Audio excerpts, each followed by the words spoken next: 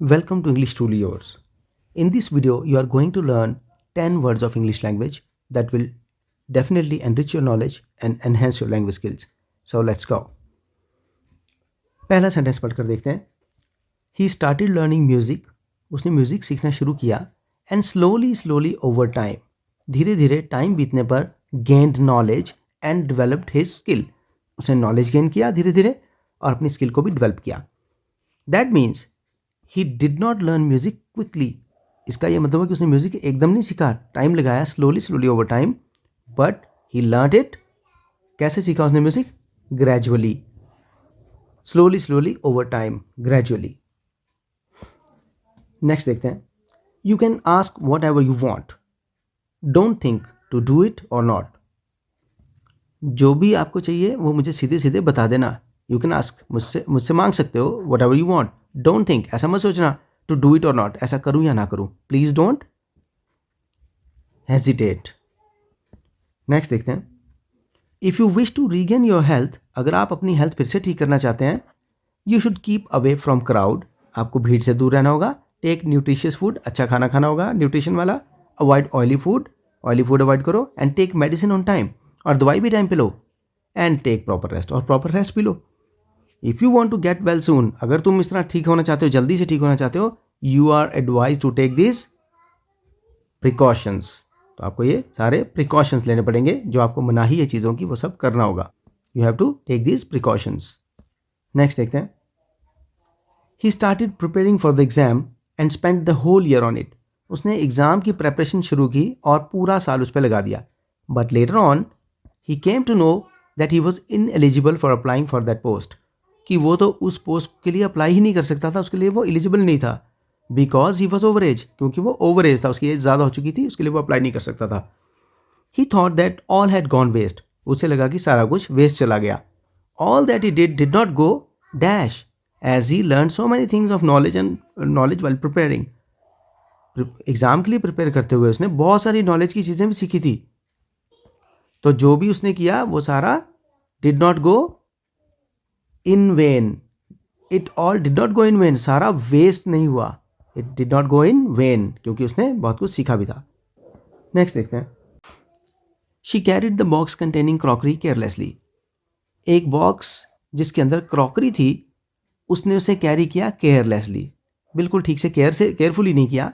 The box fell and its contents broke into pieces because the contents were liable to break. उसके सारे contents box के, जो भी box में था, वो टूटकर टुकड़ों में बिखर गया. Because the contents were liable to break.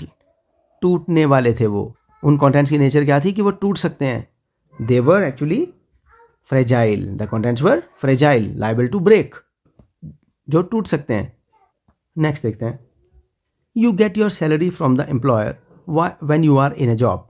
जब आप किसी नौकरी में होते हैं तो एम्प्लॉयर से अपनी आप सैलरी लेते हैं.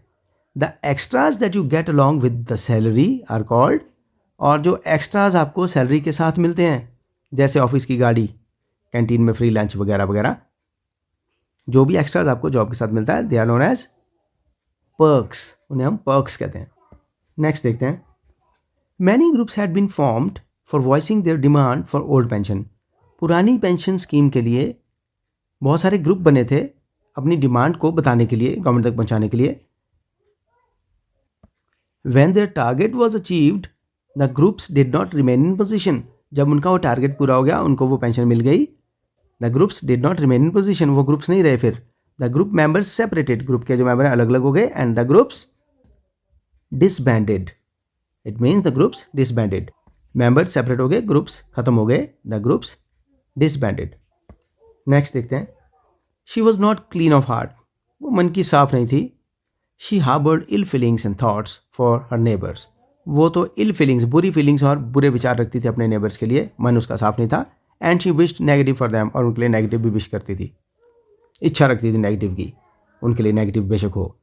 She had dash in her heart. उसके हार्ट में क्या था, उसके मन में क्या था? Malice, ill will, ill feeling and ill thoughts for someone are known as malice. She had malice in her heart. Next देखते हैं. The staff did not receive the promised wage increase from the employer. Employer ने promise किया था कि उनका veg increase कर दिया जाएगा. उनकी तनख्वाह बढ़ा दी जाएगी, पर स्टाफ को वो नहीं मिला। ही did not fulfil his promise, उसने अपना प्रॉमिस पूरा नहीं किया एम्प्लॉयर ने, and rather treated the employees rudely making them quite unhappy and angry, और उनको रादर इसका उल्टा एम्प्लॉयज़ को रूडली ट्रीट किया, जिससे कि वो क्वाइट अनहैप्पी और एंग्री हो गए, because their expectation did not fulfil, क्योंकि जो वो एक्सपेक्ट कर रहे थे उनकी एक्सपेक्टेशन फुलफिल नहीं हो पाई।